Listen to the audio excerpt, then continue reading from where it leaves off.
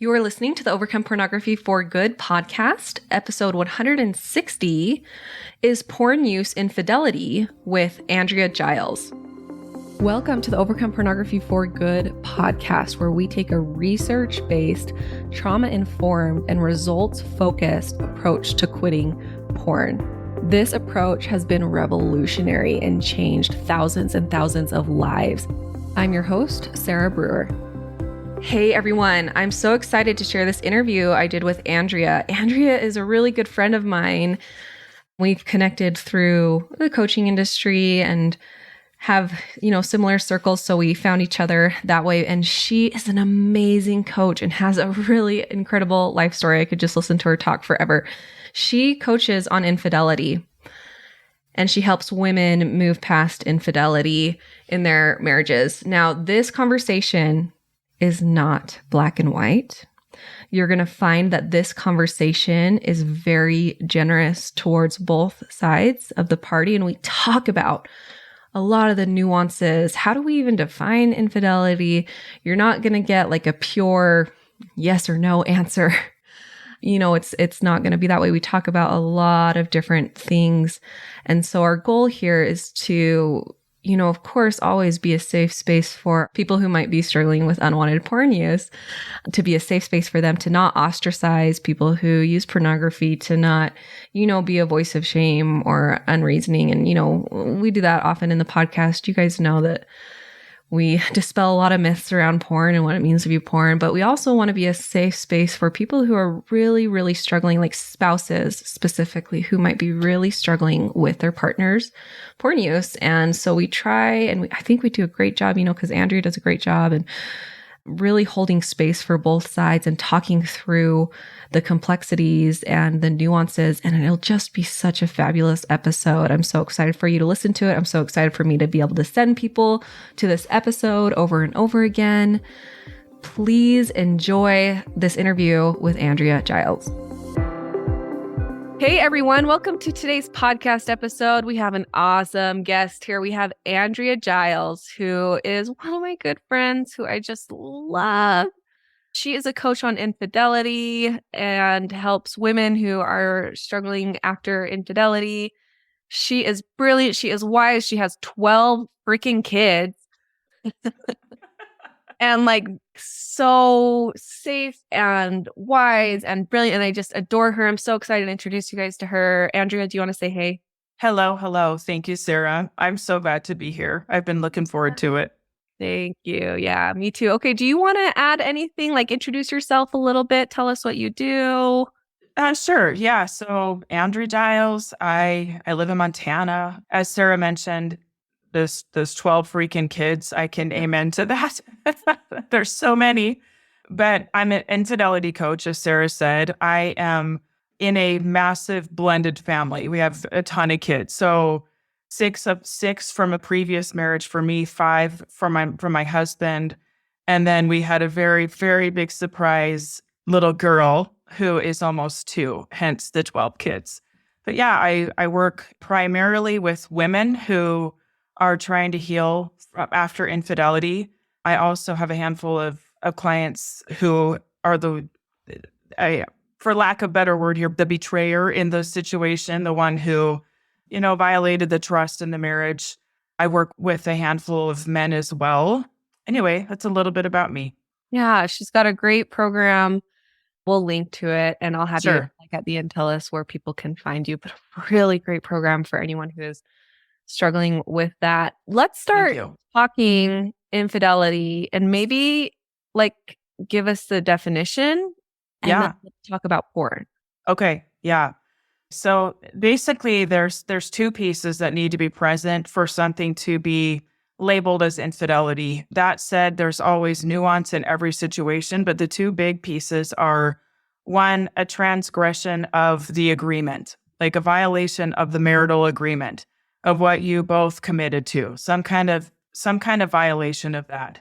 And 2, a violation of trust. And usually what this means is willfully deceiving the other person, knowing that there's something that that your spouse would want to know, and willfully knowingly keeping it from them. Those two pieces together constitute infidelity.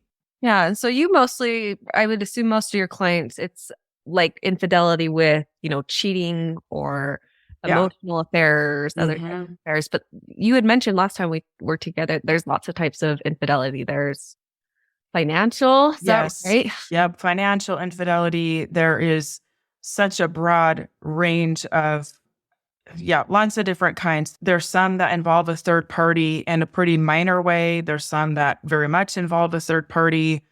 Basically, anywhere in relationships where there are things that are either said verbally, verbally committed to and then violated, or some of the unwritten rules that we generally have, right? Like being monogamous, things like that, that we just go into marriage thinking this is what it is. This is what we are agreeing to.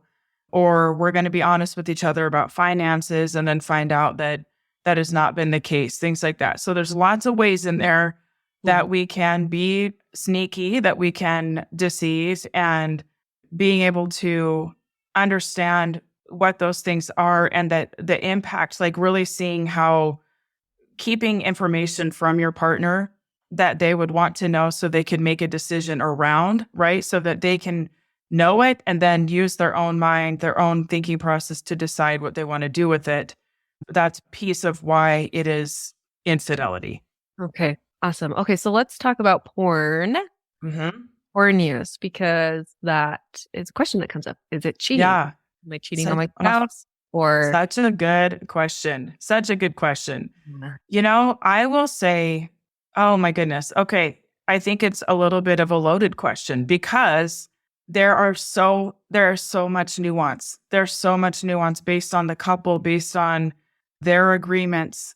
I will say for sure, for most people, there is a violation of trust for most people, because for most people, they aren't coming out and saying it, right? They're not coming out and saying, hey, this is what I'm doing, and giving the other partner the information so they can then decide what to do with that information, right?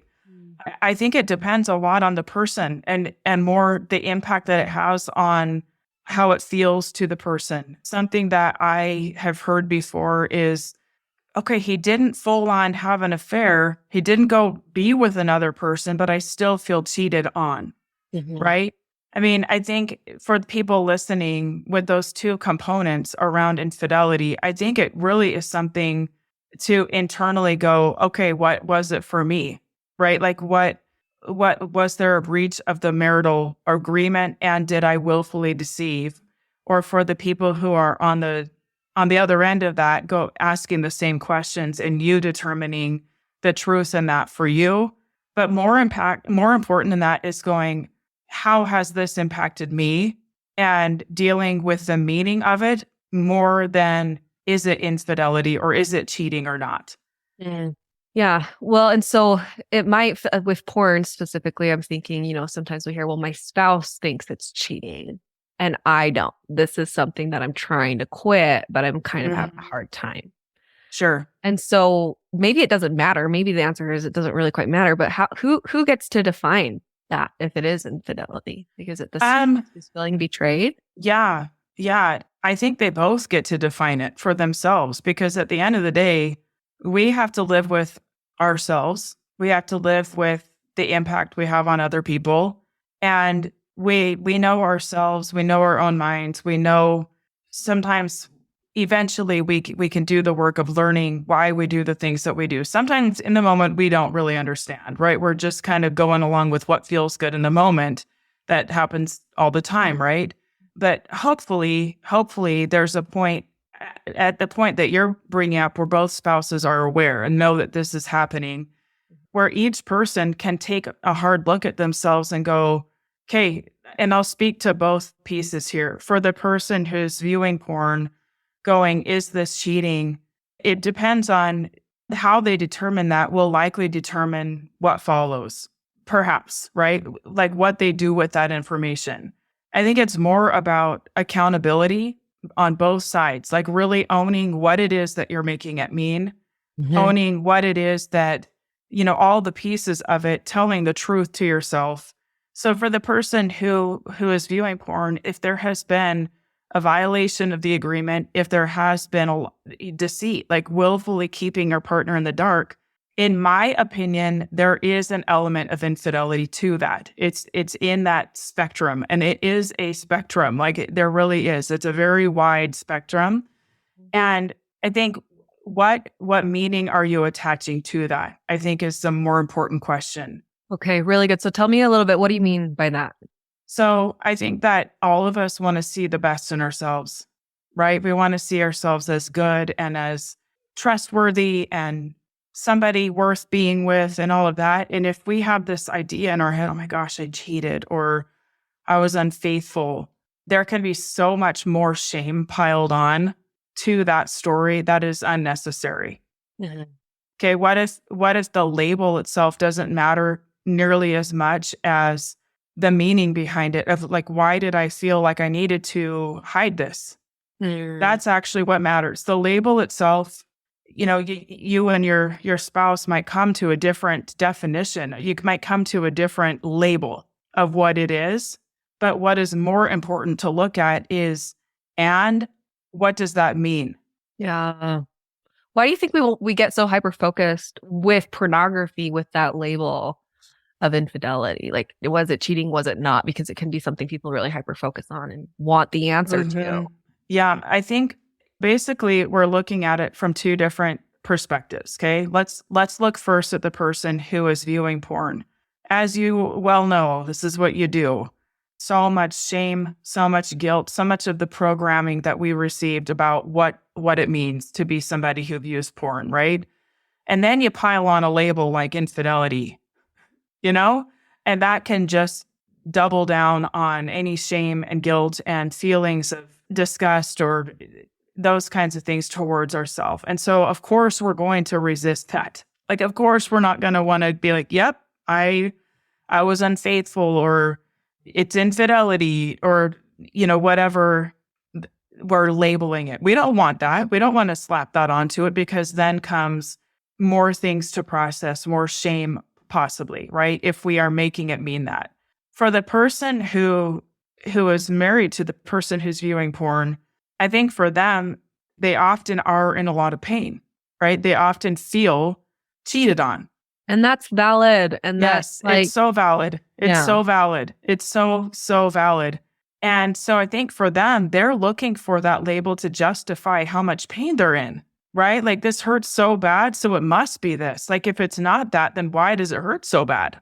Yeah. Right? And so it can just kind of make sense of this very painful experience, where I think sometimes we can undermine that side of things by the kind of the argument, is it cheating? Is it not cheating? What if it doesn't matter? And we look at the experience that we're having with it instead. And we validate every person's experience with it. We validate that spouse who feels this deep pain of betrayal. Yes. Validate the person struggling with it, where there's so much unnecessary shame, and that maybe this started like in childhood, just with some purity culture stuff that was really rough, or them feeling like they didn't ever get the right tools to quit. All they've been told to do is willpower, pray more, and it doesn't work. And the hopeless. Yep. We can validate both sides of those, and both can be right. Yep.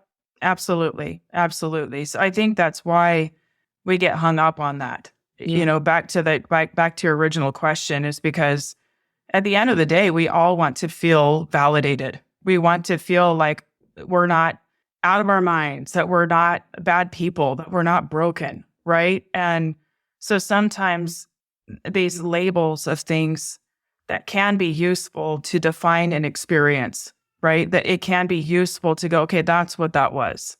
It can be useful for sure. But I do think that to really move forward from it, we have to slow down and look at the meaning that we are attaching to the label. 100%. We have to look at that and what we're making it all mean. Yeah. Okay, so let's talk about, let's say this is the dynamic that we're experiencing. A lot of pain, some betrayal on one side, the struggles of working through a porn habit on the other side, and working through the shame and the identity stuff, and not like really being careful not to create identities that are going to keep you stuck. right? This balance that we're having, this relationship. What is possible for a couple in this position? Oh, everything. Like everything is possible. So much is possible. I think when we have these things in our lives that can feel like a crisis, it can be an opening if we take it, if we allow it, if we walk through that door. I think it could be an opening into much more awareness of ourselves and of our own thoughts about ourselves, our own beliefs about ourselves, the way we view the world, the way we view who we are, and can be an opportunity to go deeper on that. So I'll give an example. It's so easy at first for both parties, right? Both the person viewing porn and the person who finds out about it, for them both to have a story, immediate, very painful story of I'm just a loser, I'm a terrible person, I'm not worth loving, right? Those very heavy stories. And then on the other side, for the person who finds out that her partner's been viewing porn, it's so easy to go to a place of, if I were enough, he would not need to do this. If I were good enough, if I were attractive enough, if I were intimate enough, right? Like, it's so easy to go there.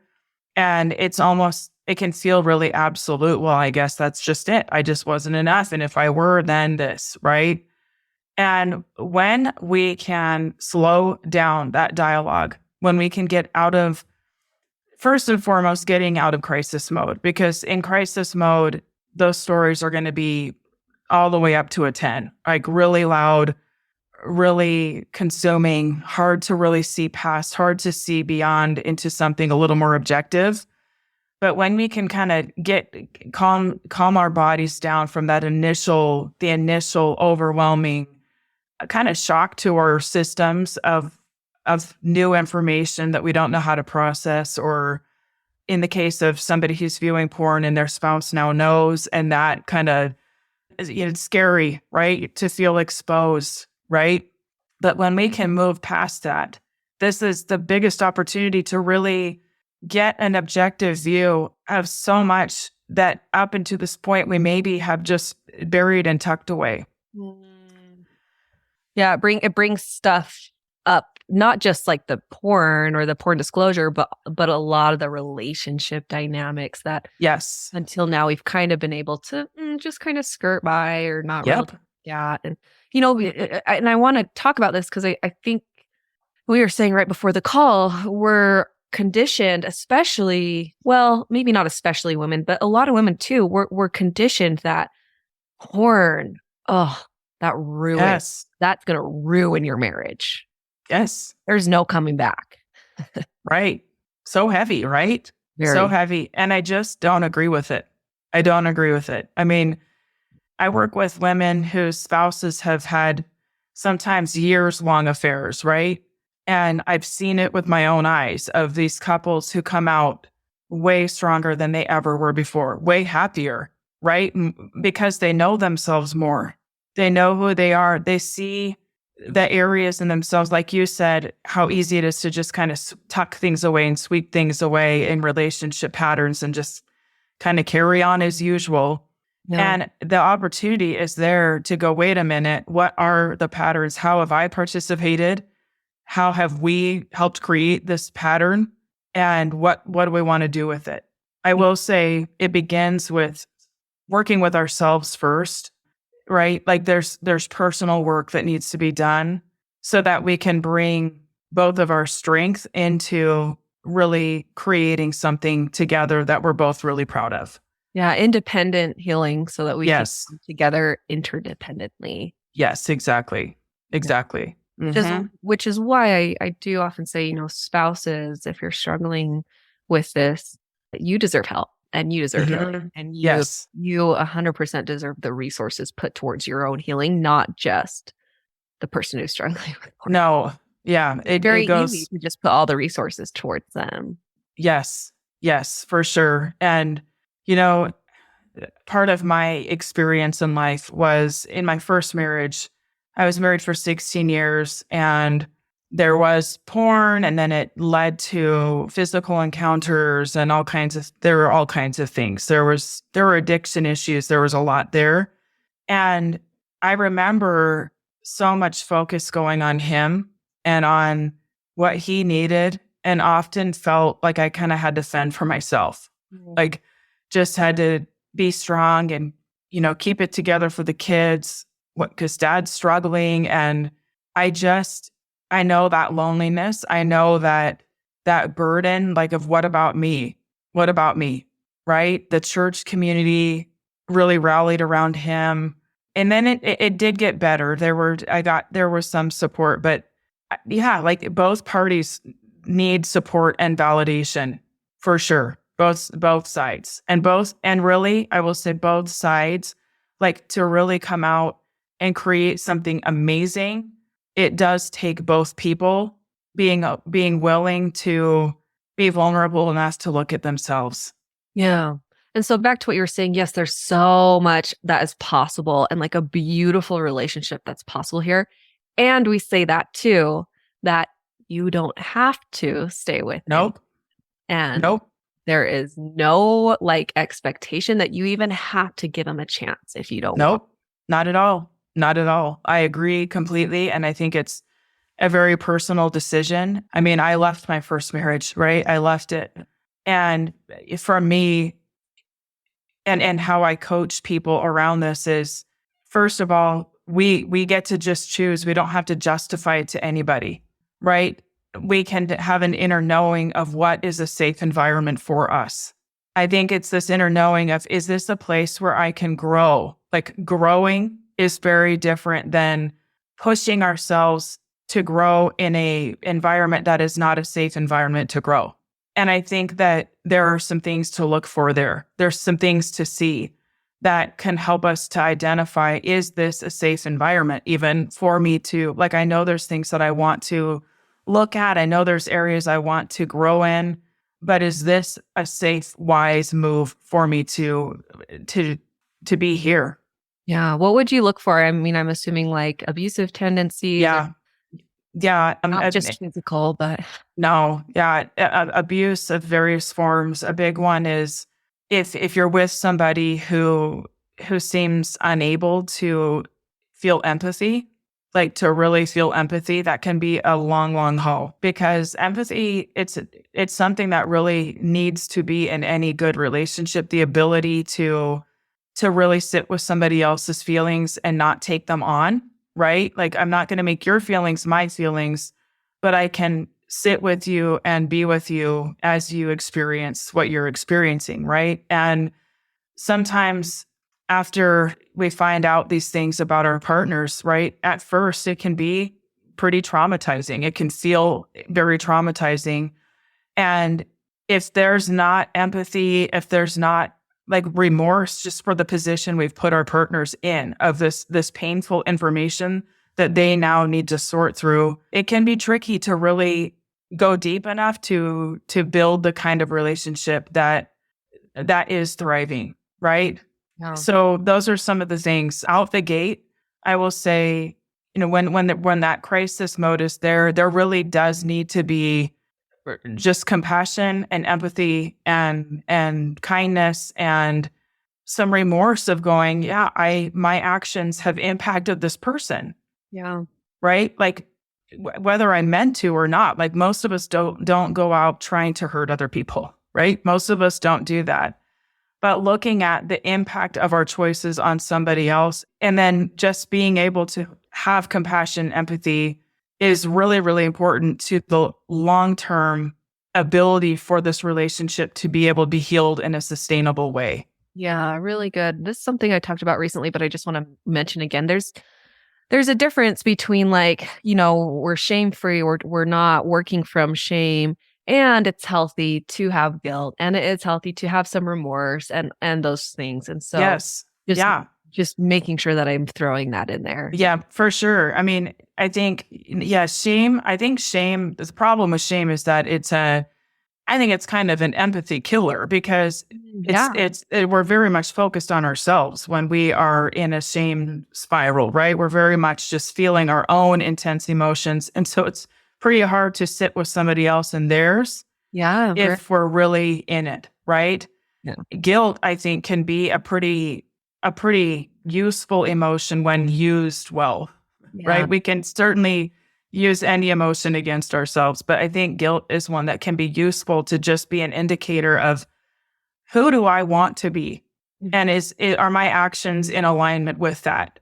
And I think guilt can be an emotion that can be just a question that we can, an emotion that can signal, maybe there's something just to look at here.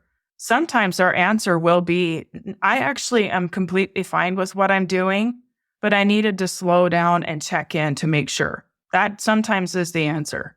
Yeah. And sometimes it's no, not who I want to be. Yeah. So good.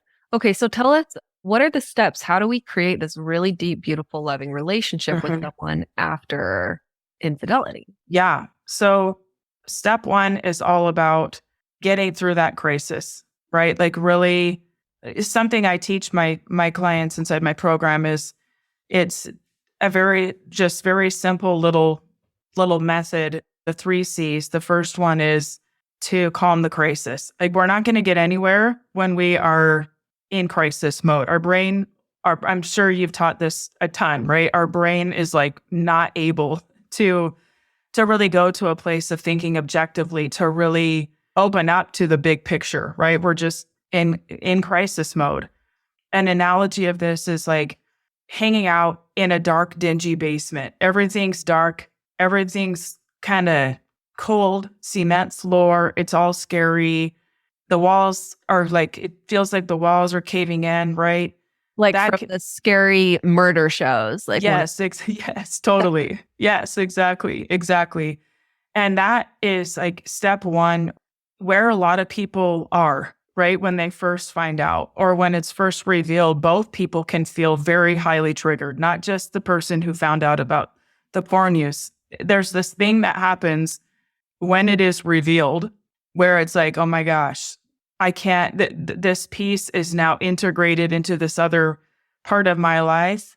And we're looking at the impact, and it can be very heavy and very hard, right? It can be very hard to see ourselves. And so both partners might be hanging out in the basement, okay, in that highly triggered kind of crisis mode. This is not good place. To start to move forward from that, the second C is to get clear on what happened and get clear on what's happening now, okay? And what that means is that we need to actually get our brain to a place where we feel safe enough that we can start to see things a little more objectively, being able to see the data, being able to even ask questions like, hey, with like understanding who we are, who we've been, who our spouses are, who they've been, and going, why does it make perfect sense that it being in this frame of mind, that this would be the actions one would take, right? And there are always answers to that. There always are. Good question. To go, oh, this is not just like this bad person doing this bad thing. It's like, oh, this is the headspace that this person was in. And it made perfect sense in that moment to go look at porn, right? From that headspace. And also to do that same work with ourselves, to go, yeah, this is how I responded. And knowing what I was thinking and how I was feeling, it makes perfect sense that that's how I responded. But who do I want to be now? And we're really getting a picture of what is currently happening, getting a broader view of areas that we, like, this is the piece where we're really pulling apart our patterns and any kind of enmeshment that we have, any kind of, over-functioning, under-functioning, taking on too much of somebody else's stuff that's not ours, and just really looking at how we have co-created the relationship that we're in, not ever to take responsibility for somebody else's porn use, but just to look at the whole picture. This is one piece of it, right? The porn use is just one piece of it. It's one piece of the whole. And so as this couple starts going to this upstairs, first of all, there's windows and you can see. There's more of a landscape that you can see. There's more light, right? And there's these different rooms. And if we grow our capacity to stay in that space, we get to go to each room and really look at what's there. How have we both contributed to shutting down in when things feel hot, when there's conflict? What's my pattern? What's your pattern? What's our belief about really telling each other the truth about things? Like, what does that bring up? And being able to open each of those doors and go in and look around. And, for your listeners, Sarah, who might not want to stay, this is the space too to look at that and to go to these rooms and go, is there enough here that makes me want to stay? Mm. It's not going to be from that basement brain. I mean, sometimes we make that decision from that space, and that's okay. Sometimes we do. But really, the decisions that we can really get behind are when we're in that upstairs space and we can really look at the whole picture and go, is this where I want to be? Is this the relationship? I know that I've got opportunities here for my own growth, but is this the person, right? Is this the person that I want to do this with? And then the third piece, the third C, is to create the life you want. And if we don't have something that we are really deeply invested in, that we can look forward to, a vision of what we're creating, it's so easy to fall back, right? So easy. Our default, of course, is to go back to what we know, go back to the comfort of the things that we know. And so this, for couples who are trying to rebuild, a shared vision is so powerful. And sometimes one person can hold that for both for a little while. One person can kind of hold the relationship accountable to this bigger vision and show up with so much strength that it kind of moves the whole thing forward. Mm-hmm. But not having that vision, it becomes really easy to fall back into all of the patterns that existed before the crisis. Yeah, really good. I love that analogy of the rooms. That's so good and so helpful. So much goodness that you shared with us today. Is there anything else that you want to add or that we missed or that you would want someone to know who is struggling right post infidelity? Yeah, I think what I'll say is, first of all, just so much love and compassion for the whole thing. And whatever you are experiencing is real for you, right? It is your lived experience. It's what you're experiencing, and nobody can diminish that, right? What I will say is that in all of the talk that what we were just discussing about going and creating something amazing and beautiful, I just want to be clear in saying that this is the work here is never ever about, I need to do this so he won't view porn again. So good. Thank you. Or I need to do this so he won't cheat on me, right? No. Okay. The only person you're doing this for is for yourself. And at the end of the day, the greatest gift we can give ourselves is the gift of ourselves, of being fully who we are here to be, and really knowing ourselves well. And the thing about these kinds of crises in our life is that it can expose ourselves to ourselves. We can go, oh my gosh, it can expose old wounds that we had thought we dealt with, stuff from when we were really little. I can rip those Band-Aids right off in a painful way and go, oh, I did not know that was still there, right? I didn't know that I was still carrying around that story or that story. And so I think that the opportunity is here to go in this raw, open, vulnerable space and really, instead of just doing a patch-up job, right, and just kind of trying to carry on, right, let's just keep moving forward, doing the things that we always did. What makes a marriage amazing is looking at the patterns that are not sustainable, that in order to sweep this under the rug and just carry on as usual, how much resentment would I be signing up for? How much bitterness and contempt am I saying yes to? And really, you choosing you is saying, I don't want any of that. I don't want to feel that. I don't want the burden of contempt. I don't want the burden of resentment. So what do I need to do instead? Oh, I need to learn how to really own what I want, how to be a really strong advocate for myself, how to say what is true for me, even if it's scary. This is what I'm talking about. So, it's learning to step more fully into who we are, who we actually are. And when we do that, when we take this as an opportunity to do that, that is what makes a profoundly beautiful, safe relationship. So good.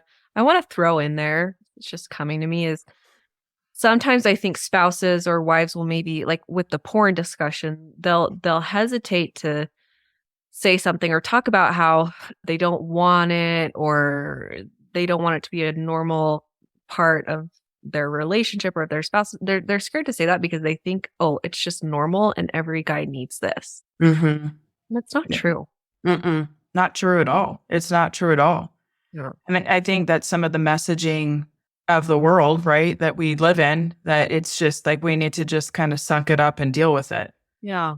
And I think it's all about understanding the meanings, right? Understanding what is it that I'm seeking here, Yeah. and looking at the impact of the choices that we make and going, is that an impact I'm okay with making, right? Like, who's being impacted by my actions? I don't think at all it needs to be something that we just kind of learn to deal with at all. I think that there are marriages that can be porn free, right? And that we can own that that's something that we want. Yeah. And we can be okay with owning that. Yep. Yep. Good. Okay. Really good. So, like, recap is porn cheating. It's much nuanced. Like, Yes. there's so many parts of this Yes. things that we would look at. And there's also so many different levels, right? Yes. It's, Yes. I'll have, this person like viewed porn and was sexting with other women all day during work. And then, like, there's all these different, like, levels too, Yes. of the infidelity or of the lying and the betrayal.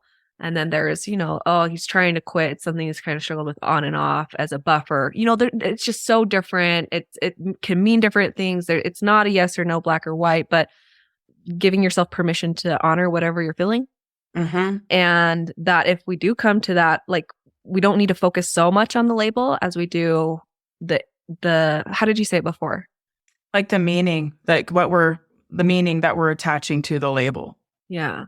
Yeah. The meaning and learning how to sit with each other in their hard emotions. Yep. Mm-hmm. Like, okay, my spouse feels really betrayed and feels like there's been infidelity here.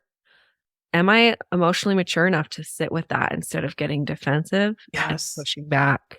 Yes. I mean, that piece right there, the safety created and just letting your spouse feel what they're going to feel without needing to change it to make you feel better, right? That requires a lot of emotional maturity, but there's so much growth in that, right? Yeah, really good.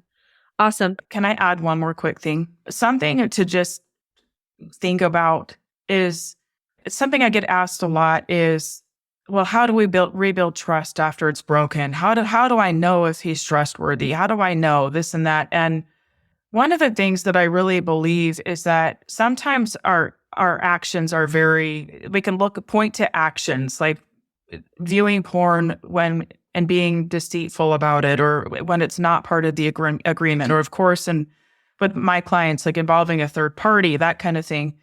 And those are really obvious things that we can go, yeah, we don't want that. Okay. But I think what we're really looking for is creating these relationships where energetically we are all in. Like, energetically, we are giving that energy to this beautiful container that we are choosing to be in, this marriage container. And looking at, okay, we all do it. Okay, we can poke little holes in that container and leak energy to outside things. We all have our own special ways of doing that. Sometimes it's buffering by being too busy with our children. Like, I don't have time for you because they come first, but it's really because it's too scary to like really confront the things in our marriage, but this looks good, so I'm going to keep doing this. So we all have our ways of doing it, and some look more noble than others, okay? But really taking a look at, energetically speaking, where are my leaks? Where am I sending out this signal that I'm not all in? Like, if other people are picking up on that, what might they be picking up on? And really just identifying that, and where we can build is where we are both taking full responsibility for the commitment to honoring the energy that we're giving to building that, like a really strong, solid container that we both can thrive in, right? that we're not worried about holes being poked in and where's the energy going? Is the focus here? Is it elsewhere? And really determining what that means for you. So, when these little nuanced questions, well, is it bad if he does this? Is it bad if he goes to lunch with the coworker? Is it right? Like the bigger question is energetically, what is that taking from the relationship? What's it taking from that container to go give it to viewing porn or the energy required to hide it, right? Yeah. That's all of these pieces. It's so good. I love that. Because for people who do feel a lot more nuanced in it and are like trying to decide, well, where's porn playing a part in my marriage? And, I'm actually not as against it as I thought I was, as long as it's ethical, right? There are people there. Mm-hmm. That's such a great way to how is the energy for our relationship? Because, the energy, I think in my opinion, it can still be really strong and great there if you have an agreement that each partner, whatever, views porn every so often or whatever. And, I agree. That's just that's a really great question to sit on and think on as you're trying to make decisions for your own individual relationships. Thank you. Thank you. You bet. Okay. Tell us how we can find you. Okay. So I have a podcast. It's called Heal from Infidelity. Mm-hmm. Andrea Giles. You can find me on Instagram at the Infidelity Coach. My website's andreagiles.com, and in there you can find information about what I offer in working with me, my program, things like that. I think that's about it. My program is called Get Your Life Back After Infidelity. Oh, it's so good, you guys. It's such a good program. Thank you. If anyone is struggling with this, that program is so valuable and priceless. Like how much that can help you and change your life. And you just deserve all the love and help and support. Just love Andrea and everything she does. So thank you. Absolutely. Thank you so much for having me. Yeah, thank you. All right, you guys have a great week. We'll talk to you later. Bye-bye. I want to invite you to come and listen to my free class, How to Overcome Pornography for Good Without Using Willpower. We talk about how to stop giving into urges without pure willpower or relying on phone filters so that you can actually stop wanting pornography. We talk about how to stop giving up after a few weeks or months. And spoiler alert, the answer isn't have more willpower. And then lastly, we talk about how to make a life without porn easily sustainable and permanent. If you're trying to quit porn, this class is a game changer. So you can go and sign up at sarahbrewer.com/masterclass, and it is totally free.